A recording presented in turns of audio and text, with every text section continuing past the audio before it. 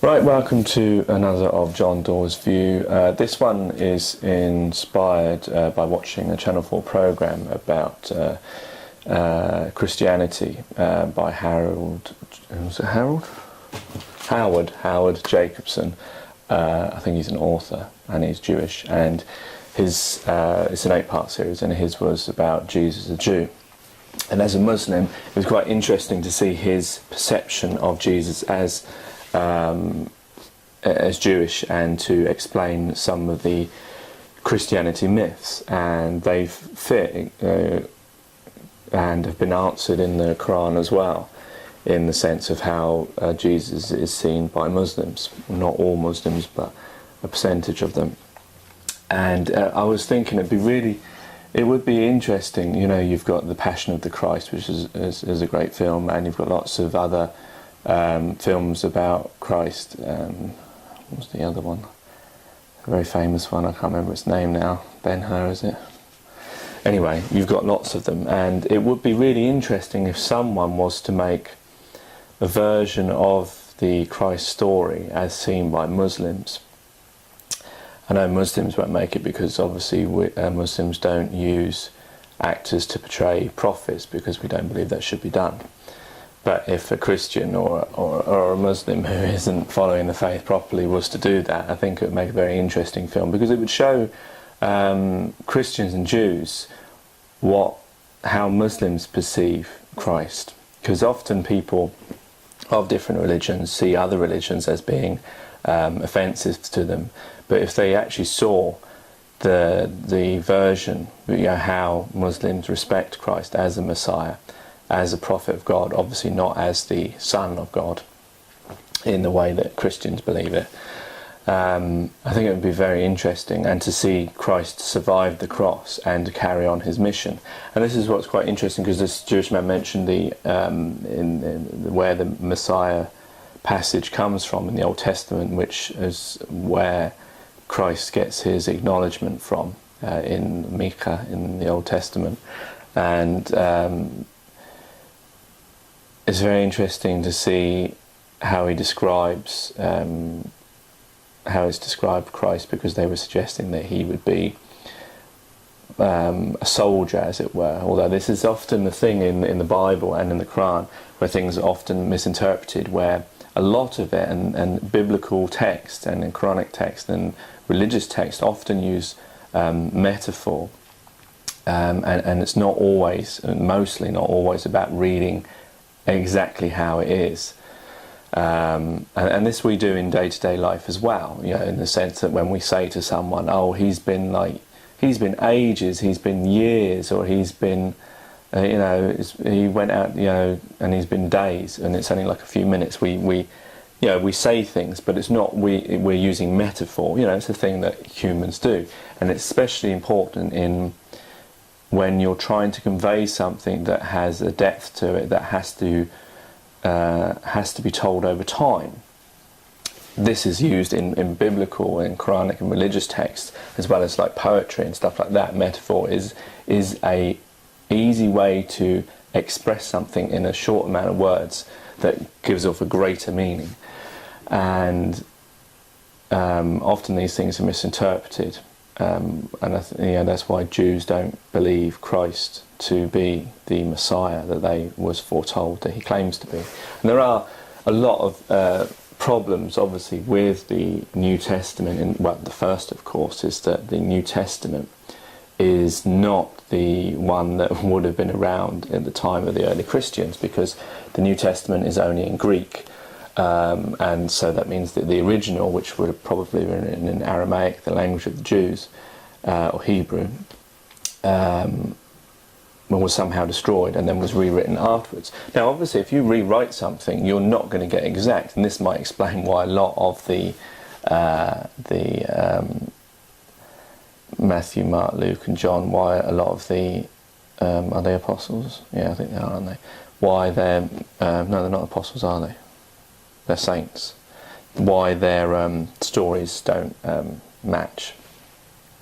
Well, these were 100 years after Christ, weren't they? These were, I don't quite remember. Yeah, I think these were the actual authors of the rewrite, as it were. And obviously when you do that, you're going to get, and that's, I think, why there is a lot. And that's why it makes it difficult for, I would have thought, Christians to be so staunch on their view, having known that what they're actually following is a rewrite 100 years after the events. And obviously 100 years after, you've got other inflections coming in, and I think the main problem is with the Apostle St. Paul, who changed what created modern day Christianity. He was a Gentile, he was non-Jewish, he claimed on the road of Damascus to have met Christ after he'd been resurrected, to be told that he should now contact the Gentiles. Now, the only problem with this, and you know, you've got to look at it, even as a Christian, it's something you have to answer, is why did Christ not do this in his lifetime? Why?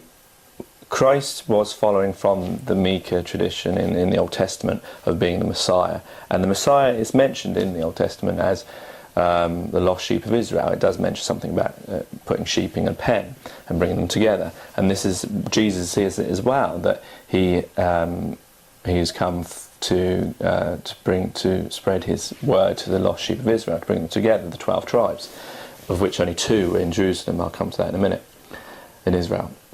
So why then did he afterwards come to St. Paul and tell him, a man who was a Roman, who tried to end Christianity, to then embrace Gentiles? It doesn't, you know. And then I think a lot of what you get in the Bible, which a percentage of it was written by St. Paul, and as he's changed the inflection of Christianity. And it's interesting to note that if you study Christianity and you know that the family of Christ were marginalised by these modern day Christians that St. Paul led, they were against a lot of his teachings. And that is interesting, isn't it? You've got to think about that. You've got the family of Christ, yeah, and the ones that were actually with him, that got his spiritual training, and then you've got St. Paul and his lot, and St. Paul is the modern day New Testament, not the family of Christ. And you've got to wonder, why did the family of Christ have a lot of problems with St. Paul's version of Jesus Christ? You know, because the ones that you've got to remember that the ones that actually lived with him, and then you've got one that didn't know him, and you've got to wonder, and that is a big sign saying that what he was doing was not right. And you get a lot of, if you look at the Jewish version of what Christ should do, and you look at the Islamic version, which is after Christianity, of what Christ's mission was and what he did, you see the deviation is within the modern Christianity set by St. Paul. And that has got to be questioned. Why has it changed? This idea of Christ never claimed to, he made it quite clear that he claimed not to come to change the law, not to come to change Judaism. Christ was a Jew, and he never claimed, you know, his whole mission was to revive, that's what Messiah does, revive Judaism. Judaism had got down to a level, and God saw that it needed reviving and sent them back for the chosen people, and to revive Judaism, not to create a new religion. Any name that came with it might be just a way of expressing a revival of it, but it wasn't meant to be anything other than Judaism. He didn't come to bring a new law like other law-bearing prophets had done. And so then how, based on that, based on the idea of that's what the Messiah mentioned in the Old Testament and what Jesus is claimed to have said, obviously it's difficult to know which parts of the New Testament bear truth and which don't. But that does match with the Old Testament, and it matches with the Quran as well afterwards. So if he came not to change the law, why then have modern Christians got all these bits that differentiate from Judaism and don't believe themselves to be Jews? And a lot of them are Gentiles.